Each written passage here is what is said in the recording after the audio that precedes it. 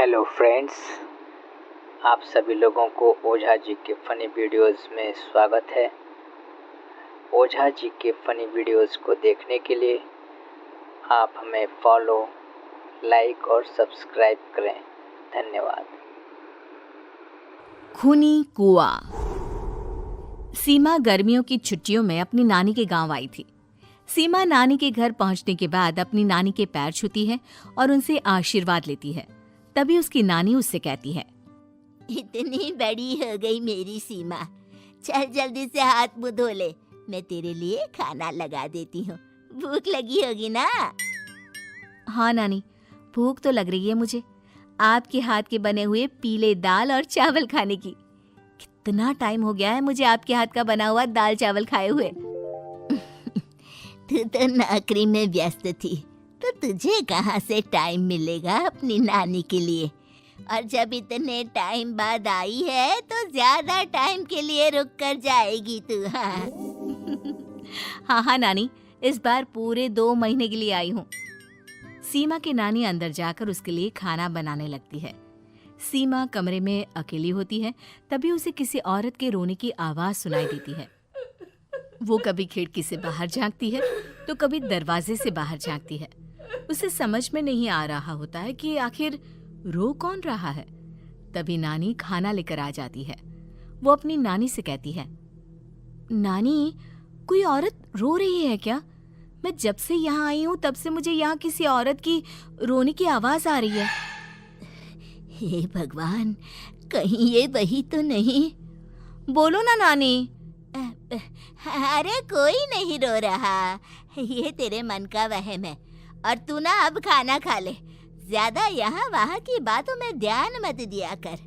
जल्दी से खाना खा और फिर मेरे साथ आ जा मेरे कमरे में, दोनों बैठकर खूब सारी बातें करेंगे।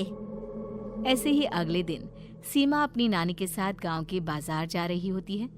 उसी रास्ते में फिर से किसी औरत के रोने की आवाज आती है। वो अपनी नानी से कहती है,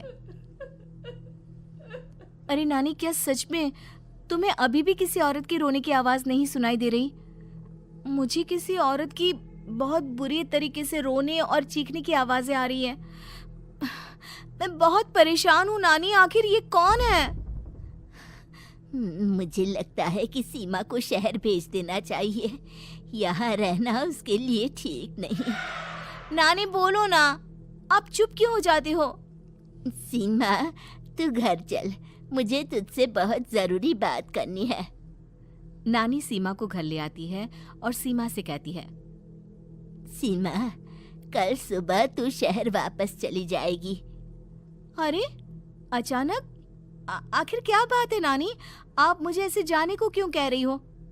मैं बस जो कह रही हूँ उस पर ध्यान दे। तू कल सुबह यहाँ से चली जाएगी, और ये बात मैं कोई मजाक में नहीं बोल रही। तू कल जाएगी तो मतलब जाएगी। अरे नानी, चली जाऊंगी मैं, ठीक है, पर आखिर बात क्या है ये तो बता दो। मम्मी से कोई बात हुई है या फिर मुझसे कोई गलती हुई है जो तुम मुझे अचानक से जाने के लिए बोल रही हो? देख सीमा, रात बहुत हो चुकी है और मुझे इस बारे में कोई बात नहीं करनी। चल, अब चल के मेरे साथ सो जा। सुबह की बस पकड़कर तुझे शहर भी तो जाना है।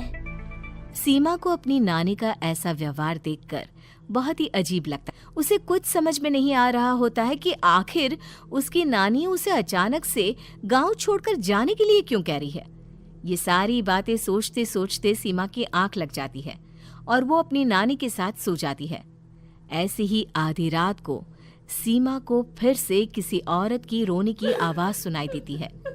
वो उस औरत की आवाज सुनकर बार बार करवटें बदल रही होती है और तभी उसे सपने में भी एक अजीब सी औरत की परछाई दिखाई देती है, जो इतना चीख चीख कर रो रही होती है कि सीमा डरकर उठ जाती है। वो पूरे पसीने पसीने हो रही होती है। वो अपने आसपास देखती है तो घर में बिल्कुल शांति का माहौल होता है। सीमा घबरा जाती है। वो अपनी नानी को जगाने की कोशिश करती है, मगर उसकी नानी नहीं जगती। सीमा को फिर से उस औरत की रोने की आवाज सुनाई देती है। आखिरकार सीमा अपने आप को रोक नहीं पाती और वो घर का दरवाजा खोलकर बाहर निकलती है। आखिर ये माजरा क्या है? आज तो मैं पता करके रहूंगी। अब आवाज का पीछा करते हुए सीमा आधी रात को गांव के चौपाल के पास बने कुएं के पास पहुंच जाती है, जहां कुएं की चारों ओर बेड़ियां लगी होती हैं। उन बेड़ियों में लगे हुए ताले के साथ एक लाल रंग का कपड़ा और माता रानी का कलावा बंधा होता है। उस कुएं में से सीमा को किसी के रोने की आवाज आती है। सीमा परेशान हो जाती है। इस कुएं में कौन है? कौन है यहाँ? सुनो, कौन है? कौन रो रहा है? वो चिल्ला चिल्ला कर पूछती है और साथ ही लोगों को जगाने की कोशिश करती है, मगर किसी को भी उसकी आवाज सुनाई नहीं देती। अब सीमा खुद उस कुएं के पास की बेड़ियों और तालों को खोलने की कोशिश करती है और किसी तरह कुछ देर की मशक्कत के बाद सीमा उसको खोल भी देती है। और जैसे ही वो कुआं खोलकर उसके अंदर झांकती है, सीमा उस कुएं में गिर जाती है। इतने में उसकी नानी की नींद भी खुल जाती है और सीमा को पास ना देखकर नानी परेशान हो जाती है। नानी घबराकर पूरे घर में उसे ढूंढने की कोशिश करती है, जिसके बाद उसकी नानी और सभी लोग उस खूनी कुएं के पास जाते हैं और सीमा की नानी कुएं के पास खड़ी होती है। सभी गांव वालों और सीमा की नानी को सीमा के चिल्लाने की आवाज आती है। बचाओ, कोई मुझे बचाओ। मेरी बच्ची, हम आ गए, हम तुझे बचा लेंगे। नानी, मुझे यहाँ बहुत डर लग रहा है। यहाँ इंसान की कटी हुई मुंडिया, हाथ, पैर और कंकाल है और खून भी है। नानी, मुझे डर लग रहा है। आप सब मेरी मदद कीजिए, नहीं तो ये खूनी कुआं मेरी बच्ची को भी खा जाएगा। अरे मुझे तो ये समझ में नहीं आ रहा कि आखिर इस खूनी कुएं को खोला किसने। सालों पहले इसको इतनी मुश्किलों के बाद तांत्रिक बाबा ने बंद किया था। अरे पूरा गांव खूनी कुएं के बारे में अच्छे से जानता है, तो कोई भी जानबूझकर तो ऐसा करेगा नहीं। मतलब किसी ने अनजाने में इसे खोल दिया है भैया। सीमा को इस बारे में मालूम नहीं था और जब से वो यहाँ आई थी तभी से उसे किसी औरत के रोने की आवाज़ें भी सुनाई दे रही थी। कहीं सीमा ने ही तो उसे नहीं खोला। अगर ऐसा है तो फिर सीमा का बचना बहुत मुश्किल है। वहीं कुएं के अंदर सीमा रोते हुए बैठी होती है कि उसे आवाज सुनाई देती है जो कुएं के बाहर खड़े गांव वालों में से किसी को सुनाई नहीं देता। आज सालों के बाद मुझे ताजा खून मिलेगा। तेरा खून पीकर आज मैं अपनी प्यास बुझाऊंगा।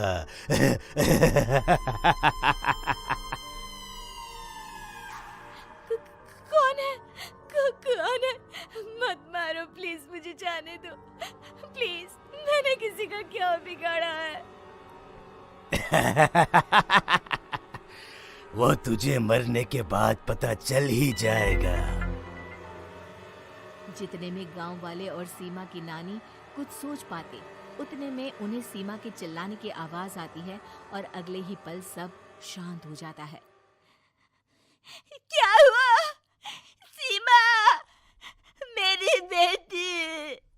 माफ करना बहन, लेकिन अब सीमा वापस नहीं आएगी। हमें एक बार फिर से कुएं को बंद करना होगा। गांव वाले तभी तांत्रिक को बुलाकर लाते हैं। एक बार फिर अपनी शक्ति से तांत्रिक बाबा उस कुएं को हमेशा हमेशा के लिए बंद कर देते हैं और वहां एक बोर्ड लगा दिया जाता है कि यहाँ आना मना है।